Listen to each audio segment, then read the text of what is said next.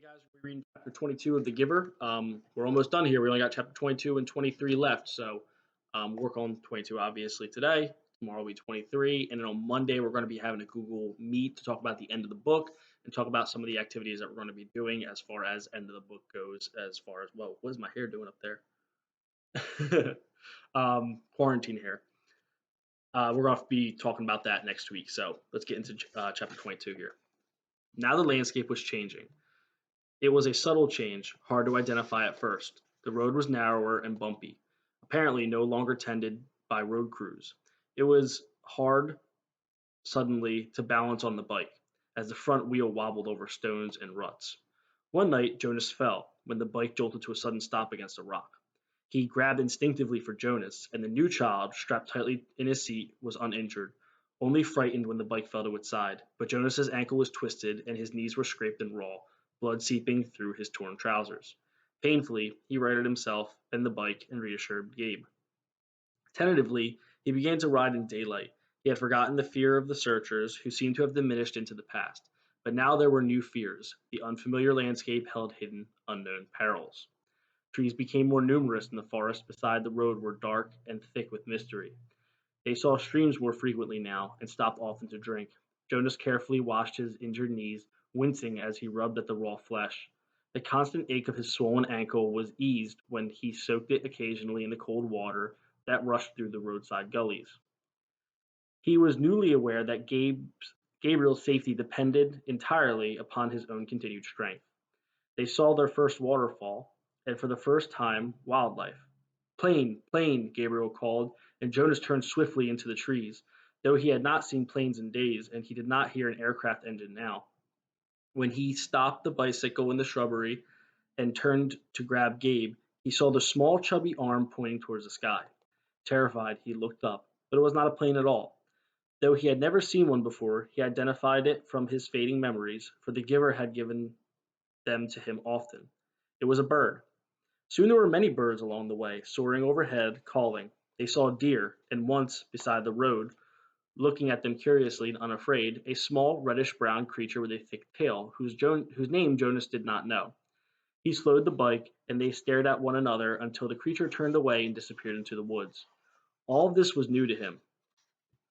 After a life of sameness and predictability, he was awed by the surprises that lay beyond each curve of the road. He slowed the bike again and again to look with wonder at the wildflowers, to enjoy the throaty warble of a new bird nearby, or merely to watch the way wind shifted the leaves in the trees. During his 12 years in the community, he had never felt such simple moments of exquisite happiness. But there were desperate fears building in him now as well. The most relentless of his new fears was that they would starve. Now that they had left the cultivated fields behind them, it was almost impossible to find food. They finished the meager store of potatoes and carrots they had saved from the last agricultural area, and now they were always hungry. Jonas knelt by a stream and tried without success to catch a fish with his hands. Frustrated, he threw rocks into the water, knowing even as he did so that it was useless. Finally, in desperation, he fashioned a makeshift net, looping the strands of Gabriel's blanket around a curved stick. After countless tries, the net yielded two flopping, silvery fish. Methodically, Jonas hacked them to pieces with a sharp rock and fed the raw shreds to himself and to Gabriel. They ate some berries and tried without success to catch a bird. At night, while Gabriel slept beside him, Jonas lay awake, tortured by hunger, and remembered his life in the community where meals were delivered to each dwelling every day. He tried to use the flagging power of his memory to recreate meals. He managed brief, tantalizing fragments, banquets with huge roasted meats, birthday parties with thick frosted cakes, and lush fruits picked and eaten, sun warmed and dripping from trees. When the memory glimpses subsided, he was left with a gnawing, painful emptiness. Jonas remembered, suddenly and grimly, the time in his childhood when he had been chastised for misusing a word. The word had been starving. "You have never been starving," he had been told. "You will never be starving." Now he was. If he stayed in the community, he would not be. That was as simple as that. Once he had yearned for choice. Then, when he had had the choice, he had made the wrong one. the choice to leave, and now he was starving. But if he stayed, his thoughts continued. If he had stayed, he would have starved in other ways. He would have lived a life hungry for feelings, for color, for love. And Gabriel, for Gabriel, there would have been no life at all. So there had not really been a choice.